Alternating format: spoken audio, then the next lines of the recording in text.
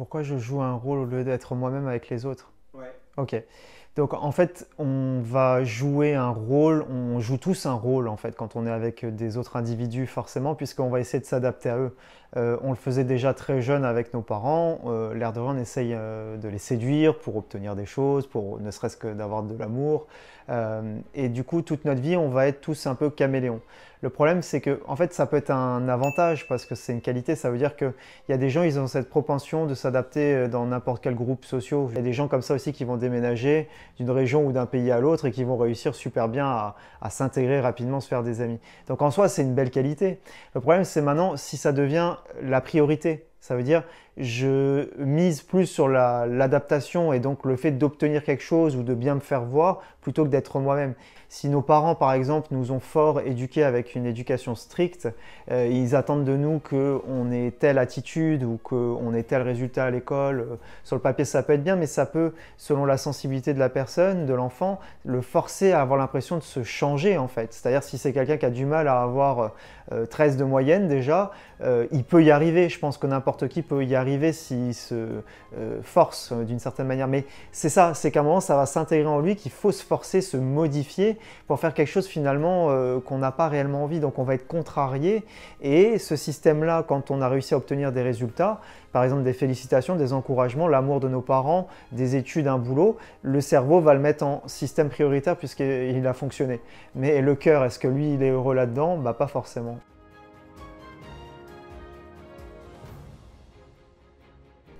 Bah, changer de personnalité, ça rejoint l'effet caméléon, c'est-à-dire on va se modifier pour s'adapter à des gens. Je veux dire, je ne vais pas parler de la même façon à ma grand-mère qu'à mon ami qui a le même âge que moi, qu'à un ami qui est d'une génération différente ou que de jeunes qui ont une autre façon de parler. C'est normal. Maintenant, changer la personnalité, il doit y avoir une trame dans tout ça, une couleur qui est la nôtre. Et celle-ci, normalement, c'est le développement personnel qui nous aide à l'avoir, à l'assumer, la porter, la montrer, enfin, en être fier quelque part. Par contre, c'est pour ça qu'il y a deux couleurs. Il y a la couleur intérieure, on va dire une couleur rouge, et la couleur extérieure qui, elle, va être celle où on s'adapte. On est dans un cadre pro, on va être différent que dans un cadre privé. Donc ça, c'est pas grave. Maintenant, si c'est la couleur à l'intérieur de nous qu'on change, oui, là, c'est pas normal parce que ça va amener forcément des souffrances. Et là, ça va demander à aller travailler sur ce qui vous empêche d'aller porter votre propre couleur. Est-ce que vous avez honte de vous? Est-ce que vous avez eu l'impression qu'il fallait ne pas montrer ou dire ce que vous ressentez réellement dans votre vie? Est-ce qu'on vous a fait comprendre ça? Ça demande d'aller nettoyer ces sujets-là.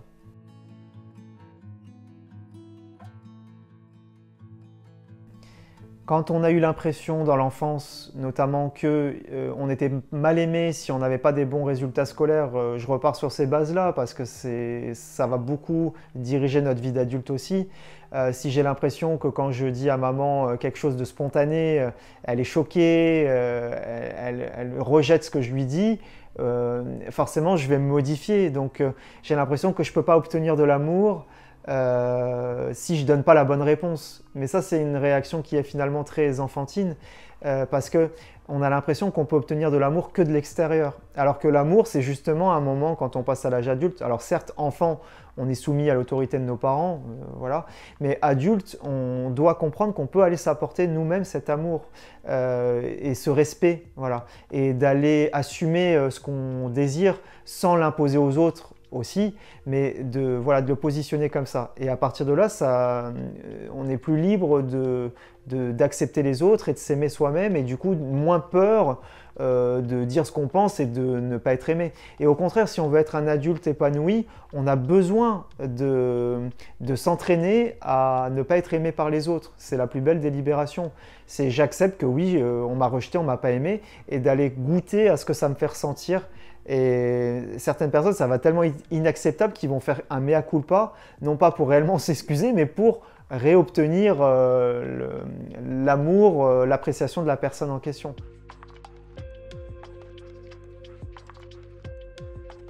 Pour réussir à être naturel avec les gens, en fait, il faut s'entraîner déjà à bien se connaître.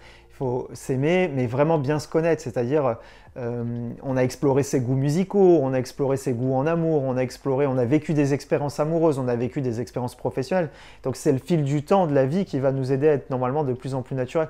On voit bien, En principe, je dis bien que quand on a 40, 50 ans, on voit les personnes qui le disent.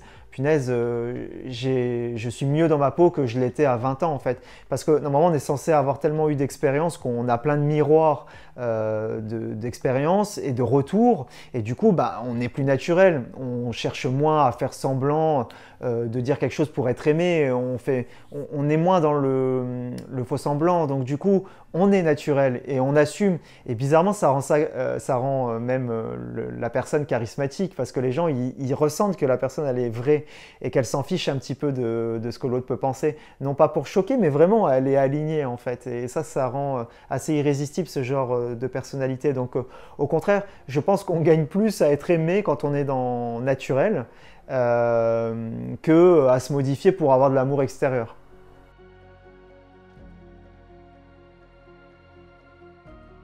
S'accepter tel qu'on est devant les autres, ça veut dire une vulnérabilité. Notre société, elle nous a conditionnés sur plein de choses. Il y a des codes.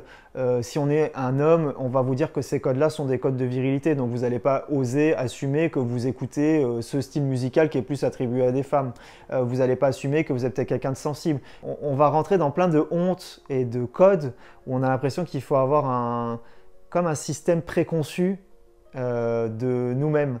Et donc du coup, quand on a l'impression qu'on sort un petit peu de ces sentiers battus-là, on a l'impression qu'on peut choquer et ne plus être accepté. Donc on va essayer d'aller dans ce qu'on attend de nous, quoi. C'est-à-dire que, je donne un exemple, quand vous avez quelqu'un, vous êtes au boulot et votre patron, il vous dit « Ah ouais, super, tu as des bons résultats, j'adore ce que tu as fait », et ben souvent les personnes derrière, elles vont plus oser dire vraiment ce qu'elles pensent. Elles ont l'impression qu'elles sont dans un espèce de contrat et elles veulent plus décevoir. Voilà, c'est ça, je crois. En fait, s'accepter réellement, c'est accepter qu'on puisse décevoir. Et quand on ne s'accepte pas, ben on ne veut plus décevoir personne. Comme ça, ben on a l'impression qu'on est accepté par les autres. Mais finalement, on n'est pas accepté par soi-même puisqu'on se modifie tout le temps pour convenir.